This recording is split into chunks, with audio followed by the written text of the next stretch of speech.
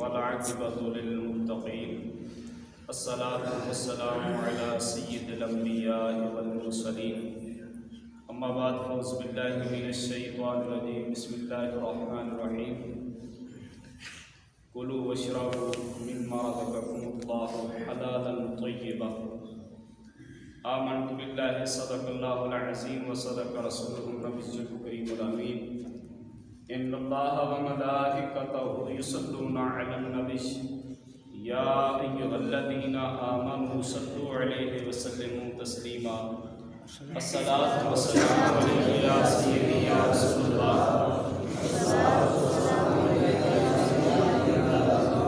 सलातु वस्सलामु अलैका या सय्यदी या नबी व अला आलिका या सय्यदी या मुक़द्दमुल मासूमीन।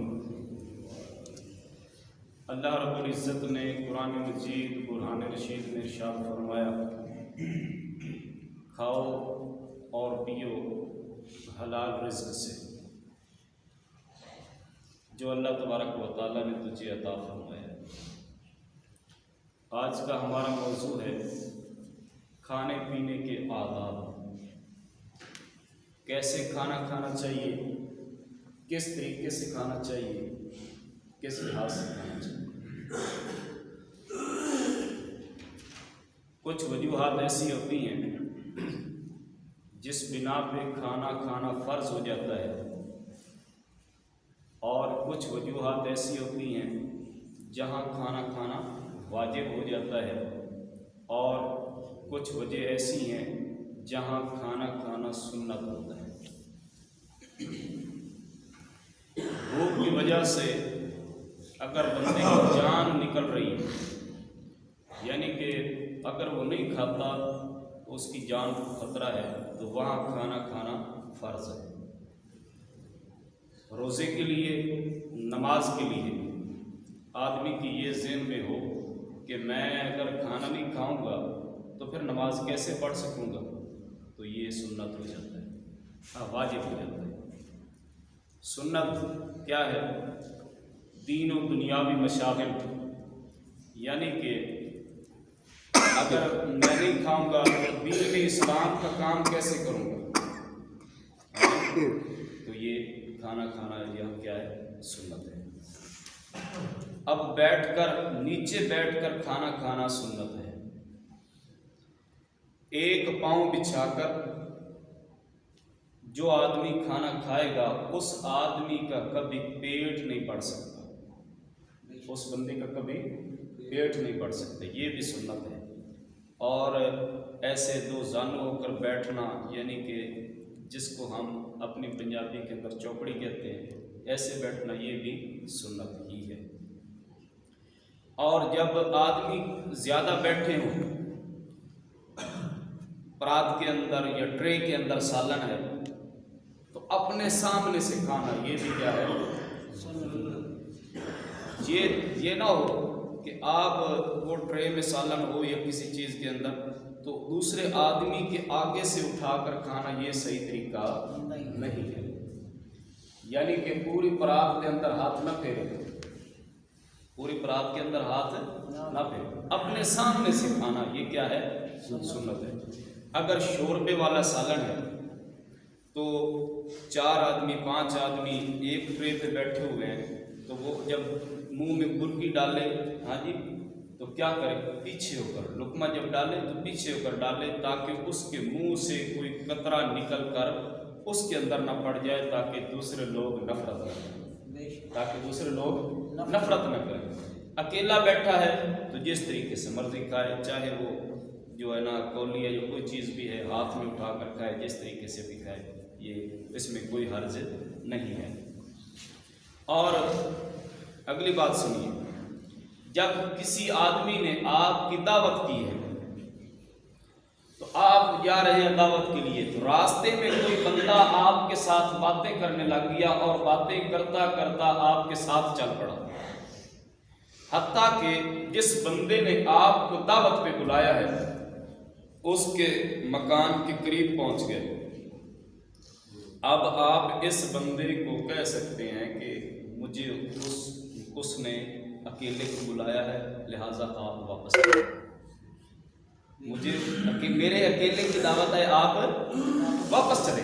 हाँ, अगर उस साहिब मंजिल ने आपको ये इख्तियार दिया हो कि अगर कोई आपका साथी या दोस्त साथ आना चाहे तो कोई हर्ज नहीं है, आप उसको ला सकते हैं। तो मैं बात कर रहा था कि सामने से खाना क्या है, सुन्नत है।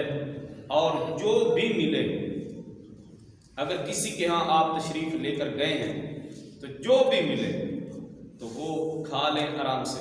तो ये तरीका जो है, मिसाल के तौर पर आजकल जो हमने देखा है, मैंने काफ़ी मरतबा देखा है कि बिरयानी की जब देग पके ना तो लोग ट्रे लेकर जाते हैं, की कहते हैं अब बोटियाँ बिचू काट के देंगे, ठीक है, यानी कि वो पूरी देग में परत देना बिचू लब के, ये तरीका सही नहीं है।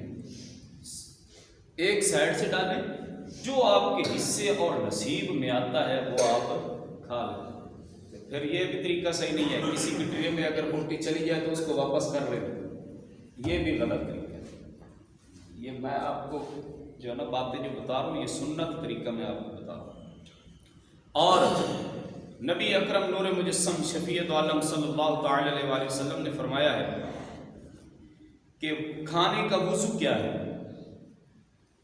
खाने का भी वुज़ू है, हाथ धोएं, अपने मुंह को धोएं और कुली करें। ये क्या है? खाने का, ये खाने का वुज़ू है। तो खाना खाने से पहले क्या पढ़ना चाहिए? ऊंची आवाज से बोलिए। इससे क्या होगा? शैतान आपके साथ खाना नहीं खाएगा और खाने के अंदर भी बरकत हो जाएगी। अब मैं यहाँ एक बात करना चाहता हूँ, जुमला मुतारिज़ा की सूरत के अंदर कि बिस्मिल्लाह पढ़े तो साथ शैतान खाना नहीं खाएगा। बिस्मिल्लाह कुरान का जुज़ है कि नहीं? ऊंची आवाज से बोलिए।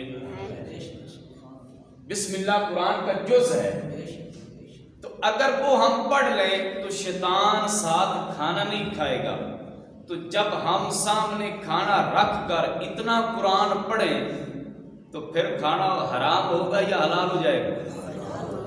ऊंची बोलिए। आज लोग कहते हैं भी सामने खाना रख कर पढ़ना जो है ना, वो उसको पता नहीं क्या क्या लफ्ज़ बोलते हैं। तो मैं सही मुस्लिम से आपको दिखा सकता हूँ, वल्लाह बाखुदा मेरे करीम आका अलैहिस्सलातु वस्सलाम, आप सरकार जंग पे जा रहे थे तो खाना जो है वो कम पड़ गया। तो नबियों के सुल्तान ने फरमाया कि किसी के पास जो भी है वो ले आओ। तो जिसके पास जो भी था वो हुजूर अलैहिस्सलातु वस्सलाम के सामने उन्होंने रख दिया। तो मेरे करीम आका ने उसके ऊपर हाथ मुबारक रखा, गोरा गोरा यदुल्ला वाला। सहाबा फरमाते हैं अल्लाह के पाक हबीब ने कुछ पढ़ा, कुछ पढ़ने के बाद हुजूर ने फरमाया भाई जो लेना है ले जाओ, जो खाना है खा जाओ। तो अब बताइए, अल्लाह के नबी का पढ़ना वो हमारे जैसा था? जो नबी पढ़ते हैं या कुरान बनता है या हदीस बनती है? नबी का पढ़ना या कुरान होता है या हदीस होती है। सही मुस्लिम के अंदर, सही मुस्लिम मेरे पास मौजूद है, मैं अभी भी दिखा सकता हूँ। जब मैं ये बात करता हूँ ना कि मैं अभी दिखा सकता हूँ, तो वो आपके लिए नहीं है, आप तो मानने वाले हैं, आप तो मानने वाले हैं। जो अगर कोई बार भी सुन रहा हो तो फिर भी मैं दिखाने के लिए तैयार हूं। तो क्या बिस्मिल्लाह पढ़ना ये भी सुन्नत है, उससे शैतान आपके साथ खाना नहीं खाएगा। अगर किसी के यहाँ आप खा रहे हैं तो फिर वो भी दुआ अलहदा है, वो भी आपको याद करनी चाहिए। अल्हम्दुलिल्लाहिल्लज़ी अतअमना व सकाना व जअलना मिनल मुस्लिमीन। हाँ जी, ये भी याद करनी चाहिए, ताकि हाँ जिसके यहाँ आप खाना खाएं उसके बाद अहले खाना के लिए दुआ करना भी सुन्नत है। खाना खाने के बाद अल्हम्दुलिल्लाह पढ़ना भी सुन्नत है। हाँ देखिए, इतना न ठोंस कर खाए कि सा भी ना आवे, सा भी ना आवे। मेरे करीम आका फरमाते हैं, मेरे सामने किताब मौजूद है कि 3 हिस्से रखे, खाने का, पानी का, खाने का, यानी कि खाना इतना खाए कि उसको पता लगे कि बस अब मेरे लिए ये काफ़ी है। और पानी भी पिए साथ, ये नहीं कि सूखी चुनाई करी जाए, खाना खाए साथ पानी भी पिए। और सांस के लिए अलहदा खाना, हुज़ूर फरमाते हैं वो कि सांस के लिए अलहदा खाना रखे, ये ना हो कि डिकार ही ना आए। सांस जो है ये आने जाने का रास्ता भी रखे। और खाना खाने के बाद मेरे करीम आका सल्लल्लाहु अलैहि वसल्लम फरमाते हैं कि अपनी उंगलियों को चाटना ये भी क्या है, सुन्नत है। ये भी क्या है, सुन्नत है। खाना खाने के बाद अपनी उंगलियों को चाटना ये भी क्या है, सुन्नत है। और दस्तरखान के ऊपर अगर कोई टुकड़ा गिर जाए तो उसको बगैर जाड़े उठाकर खा लेना ये भी क्या है, सुन्नत है। और हदीस पाक में आता है कि जब आदमी को अल्लाह अपनी रहमत के सबब जन्नत देगा तो जो हूरें उसके हिस्से में आएंगी उनका ये हक मार होगा, उन्होंने की होगा हक महर होगा। अल्लाह सुभान अल्लाह। जब गली से या किसी जगह से कोई टुकड़ा खाने का मिले तो उसको झाड़ कर खाए, अगर दस्तरखान से मिले तो बगैर जाड़े खाए। ये मेरे करीम आका की सुन्नत है। हजूर नबियों के सुल्तान घर में तशरीफ़ लाए तो रोटी का एक टुकड़ा नीचे पड़ा था, हजूर ने उसको उठाया और झाड़ कर उसको खा लिया। और खाने के बाद नबी पाक अलैहिस्सलाम ने फरमाया, अम्मा आयशा सदीक़ा से आपने फरमाया, आयशा ये रिज़्क है, इसकी कदर करनी चाहिए। जो रिज़्क जिस घर से रूठ कर चला जाता है फिर कभी वापस नहीं आता। जिस घर में रिज़्क की बेहुरमती हो वो रिज़्क वहाँ से चला जाता है फिर कभी वापस नहीं आता। उलमा ने आगे तशरीह की है, वो फरमाते हैं कि ऐसा तो हो नहीं सकता कि वो रिज़्क की बेहुरमती करती है, लेकिन ये हमारे लिए तालीम थी, ये हमें तरगीब दिलाना था कि कभी भी ऐसा ना करना, रिज़्क की भी हुर्मती ना करना। मैं देखता हूँ अब घरों के सामने रोटियों के टुकड़े पड़े होते हैं, जेड़ा खादा खा लिया बाकी बात। बुजुर्ग फरमाते हैं इतना लो थाली में कि ना जाए नाली में, इतना लो थाली में कि ना जाए नाली में। ये ना हो कि आप जो है ना वो प्लेट या परात भर लें फिर आपसे खाया ना जाए, थोड़ा लो उसको खा लो, अगर और तलब है तो फिर और ले लो।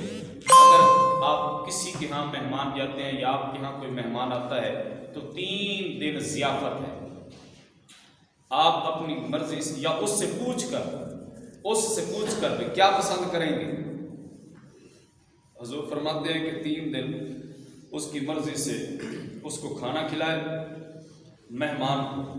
अब 3 दिन गुजरने के बाद फिर वो जो आप पकाते हैं वो उसको खिलाएं, ये आपके लिए सदका होगा। और हुज़ूर फरमाते हैं कि मेहमान को ये भी नहीं करना चाहिए कि वहाँ जाकर ठहर जाए और उनको इज़ा और तकलीफ़ दे। हाँ जी, गल तो मेरी ख़त्म हो गई है, तो उन्हें गल करना चाहना। और एक बाबा सी ना थे वो चला